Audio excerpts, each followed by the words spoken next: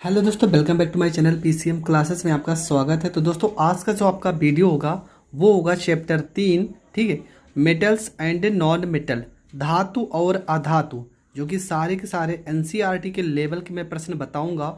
और इस वीडियो में आपको पूरा का पूरा सिलेबस कंप्लीट किया जाएगा चैप्टर 3 का।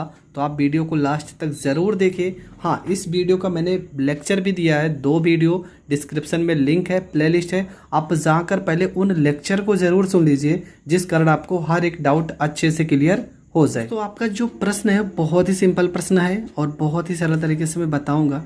आधातु से आप क्या समझते हैं, इसके भौतिक गुण, रासायनिक गुण लिखिए। तो चलो शुरू करते हैं। सबसे पहले आपको आधातु का डिफिनेशन पता होना चाहिए। आधातु का 3 डिफिनेशन मैं बता रहा हूँ, आपको जो भी सही लगे आप याद कर लीजिएगा। पहला कि वे तत्व जो विद्युत एवं ऊष्मा का चालन नहीं करते हैं आधातु कहलाते हैं। पहला क्या हो गया कि वे तत्व जो विद्युत एवं ऊष्मा का चालन नहीं करते हैं आधातु कहलाते हैं। दूसरा डिफिनेशन क्या होगा, आधातु वे तत्व हैं जो इलेक्ट्रॉन ग्रहण करके ऋणायन बनाने की प्रवृत्ति रखते हैं, अर्थात विद्युत ऋणात्मक होते हैं। दूसरा फिर से समझ लीजिए, आधातु वे तत्व हैं जो इलेक्ट्रॉन ग्रहण करके, उस और धातु में आपने क्या लिखा था कि इलेक्ट्रॉन त्यागते हैं, जबकि आधातुएं इलेक्ट्रॉन को ग्रहण करती हैं। अगर इलेक्ट्रॉन को ग्रहण करेंगी तो ये क्या होंगी, ऋणायन बनाने की प्रवृत्ति रखेंगी, अर्थात विद्युत ऋणात्मक होती हैं। अगला लिख सकते हो कि वे तत्व जिनमें मुक्त इलेक्ट्रॉन नहीं पाए जाते हैं आधातु कहलाते हैं।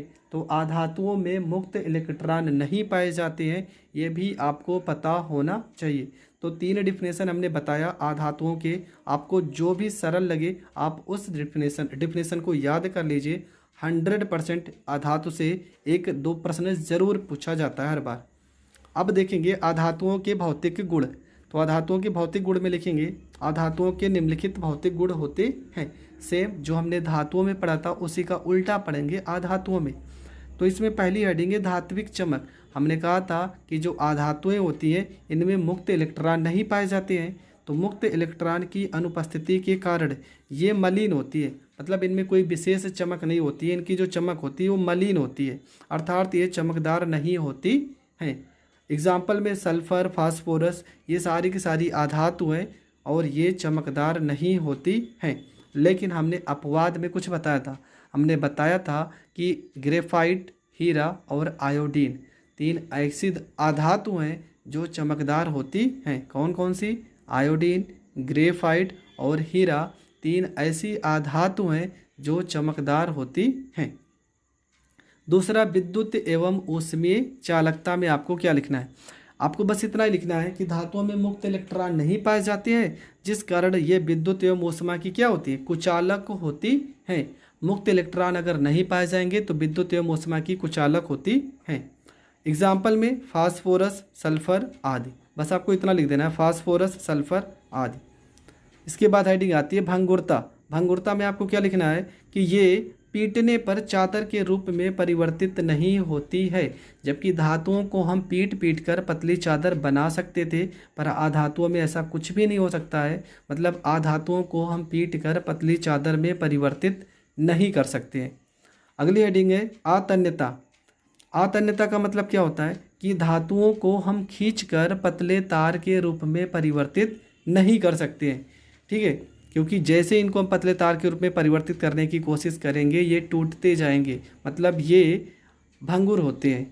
गलनांक और क्वथनांक, आधातुओं की गलनांक तथा क्वथनांक बहुत कम होते हैं, क्योंकि आपको पता है जो आधातुएं होती हैं वो ठोस, द्रव और गैस तीनों अवस्थाओं में पाई जाती हैं, इसलिए इनके जो गलनांक और क्वथनांक होंगे वो बहुत कम होते हैं। घनत्व की बात कीजिए, आधातुओं की घनत्व बहुत कम होते हैं। सिर्फ 3 ऐसी आधातुएं जो जिनका घनत्व थोड़ा बहुत ज़्यादा होता है।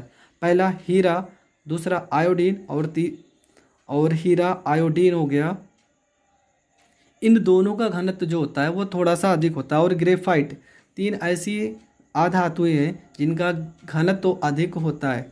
हीरा, आयोडीन और ग्रेफाइट, इन तीनों को आपको ज़रूर याद कर लेना है। तो ये 4 हेडिंग आपको समझ में आ गई होगी। धात्विक चमक, इनमें मुक्त इलेक्ट्रॉन नहीं पाए जाते हैं, इस कारण ये चमकदार नहीं होती है। ये मलिन होती है। दूसरा लिखिए विद्युत एवं मौसमी चालकता, इसमें मुक्त इलेक्ट्रॉन नहीं पाए जाते, इसलिए विद्युत और मौसमा की अच्छी चालक नहीं होती है। आतन्यता, ये भंगुर प्रकृति की होती है, इन्हें खींचकर हम तार के रूप में नहीं परिवर्तित कर सकते हैं। भंगुरता का मतलब इनको जैसे पीट पीट कर छोटे टुकड़ों में डिवाइड करेंगे टूट जाएंगे। गलनांक और क्वथनांक इनका कम होता है। घनत्व, ये ठोस, द्रव और गैस के रूप में पाई जाती है, इस कारण इनका घनत्व बहुत कम होता है। पर हीरा, ग्रेफाइट और आयोडीन 3 ऐसी अधातु हैं जिनका घनत्व थोड़ा बहुत अधिक होता है। अधातुओं के रासायनिक गुण, ठीक है। पहला नंबर, अधातुओं की ऑक्सीजन से अपक्रिया। अधातुएं ऑक्सीजन से अपक्रिया करके ऑक्साइड बनाती है, ठीक है। अधातुएं ऑक्सीजन से अपक्रिया करके ऑक्साइड बनाती हैं, तो C+O2 क्या बन जाएगा, CO2, ठीक है। अधातुएं ऑक्सीजन से अपक्रिया करके क्या बनाएंगी, ऑक्साइड बनाएंगी, तो C+ में O2 बन जाएगा आपका CO2, कार्बन डाइऑक्साइड। नंबर 2, अधातुओं की जल से अपक्रिया। अधातुएं जल से अपक्रिया नहीं प्रदर्शित करती हैं, मतलब अधातुएं जो होती है वो जल से अपक्रिया नहीं करती हैं। नंबर 3, अम्ल से अपक्रिया। अधातुएं अम्ल से क्रिया संभव नहीं है। अम्ल जो होता है वो अपने भागों में टूट जाता है। H2, यहाँ पे H2 है ना, तो 2H+ मतलब 2+ चार्ज है, और SO4 पे माइनस चार्ज होता है 2, तो इसको अलग अलग हम डिवाइड कर देंगे। अगला है अधातुओं की क्लोरीन से अपक्रिया। क्लोरीन से क्रिया करके क्या बनाती है, क्लोराइड बनाती है। जैसे यहाँ पे P4 सफ़ेद फास्फोरस का अगर क्लोरीन से अपक्रिया करते हैं तो PCl3 बनता है। यहाँ पे Cl3 है ना, और यहाँ पे तो Cl2 था, तो यहाँ पे हमें P का 4 वैल्यू चाहिए, इसलिए 4 से गुणा किए 4P, और ये हो जाएगा 4×3 12। तो यहाँ पे 6 से गुणा करेंगे तभी तो 6×2 12 होगा।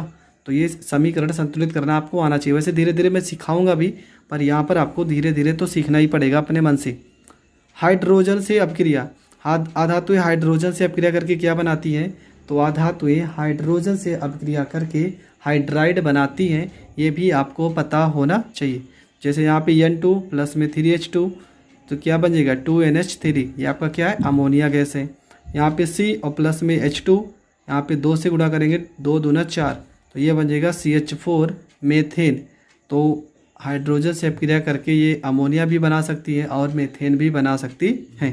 थोड़ा से और भी चीज़ें हैं जो पूछी जाती है कभी कभी, तो इनके बारे में भी आपको पता होना चाहिए कि अधातुओं की संख्या 22 होती है।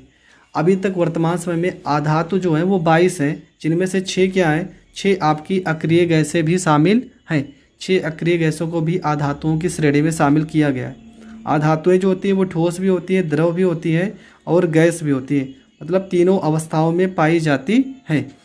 ब्रोमीन एक ऐसी अधातु है जो द्रव अवस्था में पाई जाती है, बाकी सभी की सभी धातुएं ठोस या तो गैस अवस्था में पाई जाती है। तो आई होप मैंने अधातु बहुत अच्छे से क्लियर कर दिया है।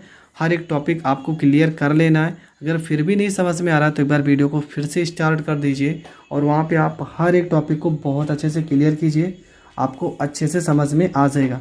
तो अधातुओं में आपको क्या क्या लिखना है, पहला नंबर अधातु का हमने 3 डिफिनेशन बताया है, आपको जो याद हो आप लिख सकते हो। फिर उसके कम से कम 5 या 6 भौतिक गुण लिखने हैं और रासायनिक गुण में 3 या 4 तो रासायनिक गुण आपको लिखने पड़ेंगे पेपर में। और उपयोग में आप लिख सकते हो अधातुओं का उपयोग क्या होता है, अक्रिय गैसें हैं, अक्रिय गैसों में ऑक्सीजन का निर्माण उपयोग, ये सारी चीज़ें तो आप लिख ही सकते हो। तो आई होप आपको ये प्रश्न भी बहुत अच्छे से क्लियर हो गया हो। नए हैं तो चैनल को सब्सक्राइब करें और ज़्यादा से ज़्यादा लोगों तक शेयर करें।